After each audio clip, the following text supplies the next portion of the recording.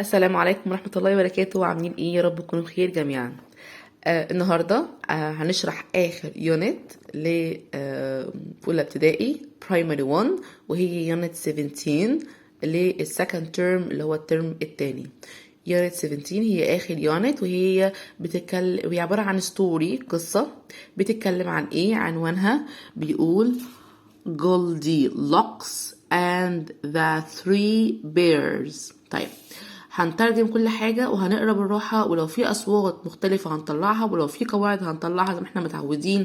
ما بناخدش كده الحاجة ونقول ونردد وخلاص، لازم نكون فاهمين كل صوت نطقناه ليه والقاعدة دي حطيناها ليه. أول حاجة جولدي لوكس، سهلة. جولدي لوكس دي بنت، تمام. and و ذا التي اتش ده ساوند، ذا التي اتش هنا هننطقها زي الثاء بتاعت الثعبان كده. ثري الاتنين اي دبل اي بننطقها اي. ثري بيرز اللي هما الدببة، 3 دببة. وهي القصة باينة من الصورة. جولدي لوكس البنتين مستخبية، وعندنا 1 2 3 بيرز 3 دببة. نقلب بقى ونشوف الستوري بتتكلم عن ايه. اول حاجه جاب لنا شخصيات الكتاب. اول شخصيه قلنا عليها وهي البنت اللي اسمها جولدي لوكس. تاني شخصيه وهي الاب الدب اسمه داد. احنا واخدين داد، هندلعه بقى ونقول له دادي، الواي في الاخر يي. دادي بير. الام الدبه احنا واخدين ان ام يعني مام، هندلعها فنقول لها مامي بير. الدب الصغنون اي نور بنسميه بيبي، يبقى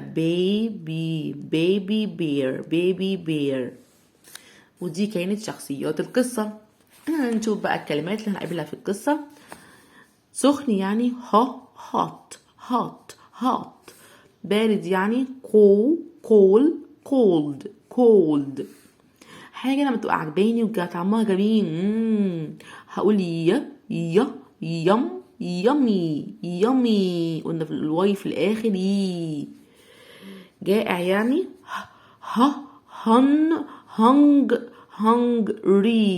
hungry.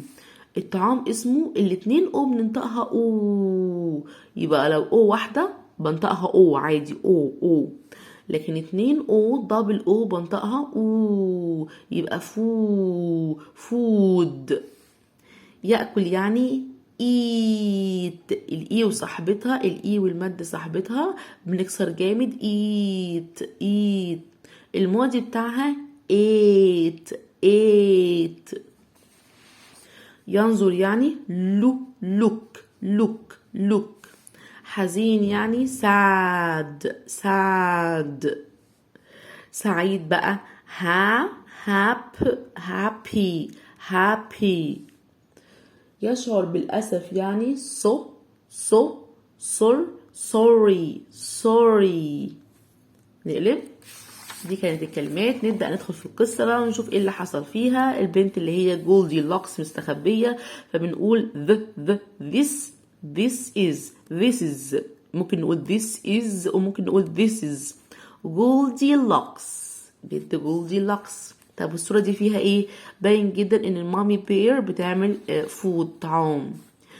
برضو this is mommy bear الأم الدبة. نمبر 3 الأب الدب قاعد في الجاردن وبيقرأ بوك. تعال نشوف بيقول ايه. this is daddy bear. البيبي هو this is أو this is baby bear. حلوة قوي الجمل، الكلمات لما ندخلها في جمل عشان تحسن مستوى الطالب. الصورة نمبر 5 جولدي لوكس دخلت البيت بتاعهم، بدأت تاكل من الأكل اللي عاملاه المامي بير، وتقول ايه بقى؟ it's hot يعني سخن جدا. أكلت أكل تاني وقالت عليه it's cold. ده ساقع أو بارد، يبقى واحد hot وعكسها التاني cold بارد. نمبر 7 أكلت أكل عجبها قوي وقالت إيه؟ يمي يمي جميل. تعالوا نقرا بقى. اتفقنا إن ال SH ننطقها ش مع ال E يبقى شي. ال SH ش ومعاها ال E تبقى شي. شي هي likes. she likes هي حبت this هي حبت الطبق ده. أكلت من طبق قالت عليه hot سخن عليها. الطبق التاني أكلت قالت عليه cold بارد. في طبق تاني بقى عجبها جدا وقالت yummy this yummy جميل تحفة. نمبر 8 بدأوا ال 3 bears التلات دبابة يخشوا والبيبي بتاعهم بيقول I am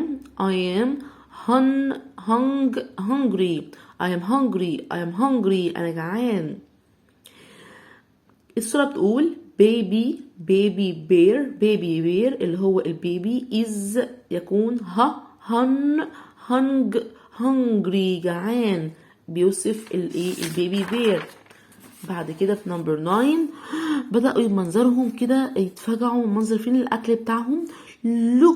look بصوا some الإي في الآخر مش هنطقها هنعمل تحتيها إكس كده أو نقطة. somebody يعني شخص ما منعرفوش. ate الإي في الآخر برضو مش هننطقها. ate أكل. from my food في حد أكل من أكلي. from من my food طعامي. picture number 10 حد تاني بيقول look بصوا برضو على صحني أنا كمان. somebody شخص ما ate from my food too بتيجي في آخر الجملة لما نكرر الجملة أو يحصل حاجة مرتين أو 3 مرات بنقول to معناها أيضا TOO to ب2 O يبقى to معناها أيضا وأنا كمان. بتيجي في آخر الجملة بتيجي في نهاية الجملة لما يكون الحاجة اتعملت أكتر من مرة أو عايزة أقول وأنا كمان أو أنا أيضا أقول to. picture number 11 بدأ يفكروا الله اللي حصل تاني. look بص somebody شخص ما ate أكل. ال A double L بننطقها all تاني اهو. ال A double L بننطقها all. ال A double L بننطقها all my food و all يعني كل. أحد أكل all كل my food طعامي أكل كل أكلي all كل. picture number 12 جولديلوكس قاعدة بتقول ايه sorry أنا أسفة.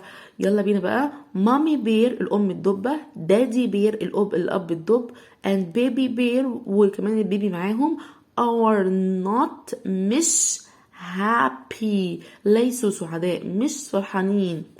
جولديلوكس البنت جولديلوكس is sorry هي أسفة.